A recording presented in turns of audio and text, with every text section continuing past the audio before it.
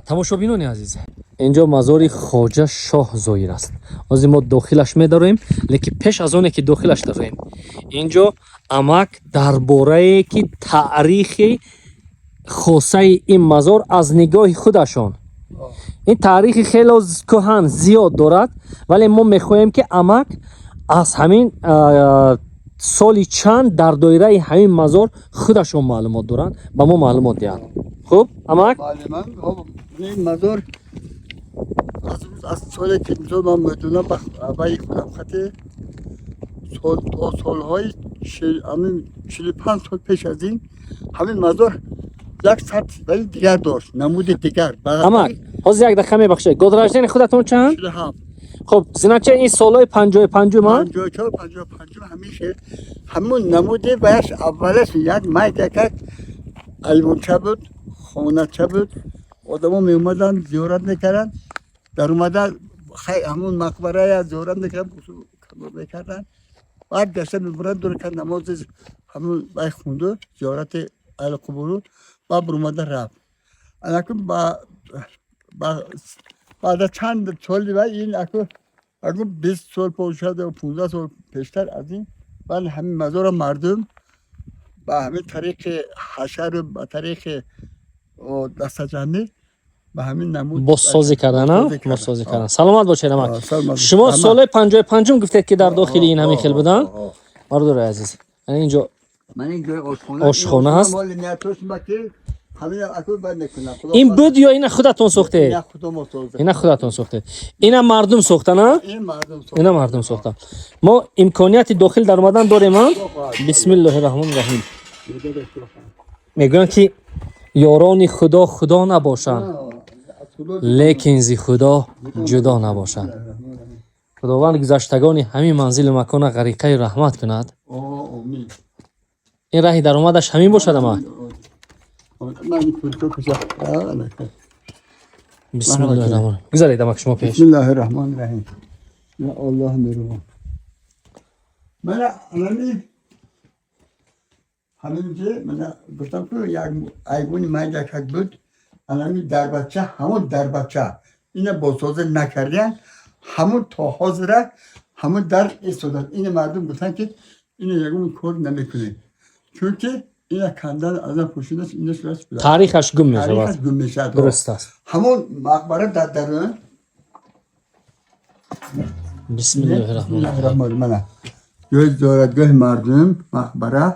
حالا خواجه شاهزاده دیده. حالا سال 28 ما داخل در اومدم اجازه داریم؟ اجازه داره. بسم الله الرحمن الرحیم. بسم الله الرحمن الرحیم. شما خدا خواهد آدم پاکیزه من بینید آرامگاه خواجه شاهزاده سال تولدشان 665 هجری. برادر عزیز یک چی قابل قید و عجیب است درباره ان همین مزار حوض آب و پیشتر اینجا چشمه بود. نه اینجا چشمه نه، اینجا نگاه کنید همین چشمه آب است. یعنی شفابخش اینجا چشمه شفابخش شده اما زنده باشد. نگاه کنید اینجا چشمه شفابخش است و این مردم این حوض رو ساختن به کدام خاطر ساختن که ان همین زمین ها رو آبیاری کنن، آب دهند. نگاه کنید یک چیز قابل قید به مورد است. انا اینجا نگاه کنید حساب گرم شدن طبیعت، حرارت بلندی هوا از تگ همین شاخ، این مو شاخ نام گذاریم که آب میفرمه حالا کم شده است. ها حاضر همین اینا نگاه کنید همین قدر فرماده است. من یک جای دیگه از اون جا میام، من این خورا هست چشمه هستن. چشمه من توسط انمی لوله های آبگذار قبور میگن. اینا اینجا میگذره. این بعد از حساب اینه که اقلیم گرم شد این چیزا واسطه نوید شد، لیکن پیشتر آب ان همیشه خودش بسیار می اومد. مردم با می رسیدن اما بعضی حرف نمی‌بستیم. من یک خودم در 2 سال اینجا آب دوری کردم. 2 سال آبمون نمی‌بستیم. اون همه قدر برف بارونگری میشد که چشمه ها همه فراوان آب و روان باور دیگه کسی کوردور نبود. آب الان 5-6 سال است که همین آب مشکلات ها گرم شده است. آب گم شد، چشم آب خوش شده. بله.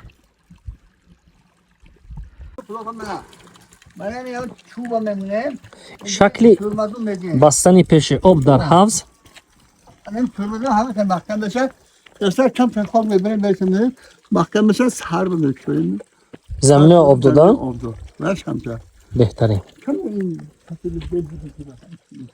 نه اینجا نیمو. چی نام داری تو؟ سلام. السلام علیکم سلمان جان. زنده باشی دودر جان.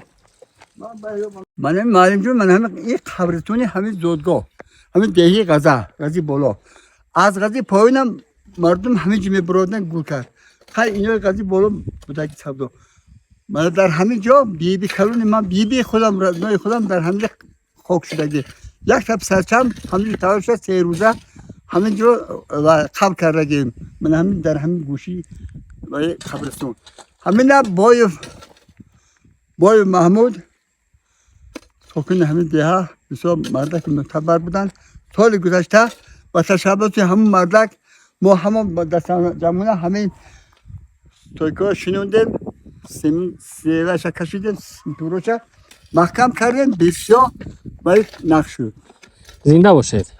خداوند بیامرزد نفرهای اینجا گذشته رو. زنده باشید و نفرهایی که اینجا خدمت کردن خداوند در نامه اعمالشان ثواب زم سازد. اینجا گوریستانی ان همین دهه یا ایلاقی غزه بالا و یا کنید زیاده از 30 سال تصور میکنم شاید اینجا کلانسالان گور کرده نشده باشند. ممکن زیاده باشد. بعدی کوشیده به پایان رفتنشان. тамошобинони азиз, навор мо дар бораи чӣ гуна эҳё кардани ин мазор доштем, вале мутаассиф намедонам аз кадом ҳолат бошад пок гардидааст аз телефони ман. вале амаки Авез Маҳмад дар бораи киҳо барои эҳё кардани ин мазор саҳм гузоштаанд ба пуррагӣ гуфта буданд. аз он ҷумла ёри усто Шариф, усто Сайфуддин ҳамроҳи додаронаш мингбой барои сохтани дарозаи даромадгоҳ ва дигар нафарҳое ки дар ин ҷо саҳм гузоштанд шояд ман фаромӯш карда бошам ба пуррагӣ маълумот дода буданд. мо ваъда месозем ки дар оянда як навори пурра ҳатман пешкаши шумо гардонем. инҷо як дар ҳаққа як манзараи зебо доштааст. ман худам бори аввал инҷо омадам. инҷо ҷӯи обрав астай ва инҷо заминҳо ё ки картошка коридагӣ ҳастанд, алаф коштагӣ ҳастанд ва мардум дар ин ҷо аз рӯи гуфти амак зиндагии хубе доштанд. чандин сари сол пеш, зиёда аз 30-35 сол пеш муҳаббат доштанд, рафту омаду ба ҳамдигар наздик буданд. вале мутаассиф замона тағйир ёфт, мардум низ тағйир ёфтанд. вале як чиз аст, дони ки зи одамӣ чӣ мемонаду бас меҳр асту муҳаббат асту боқӣ ҳама ҳеҷ.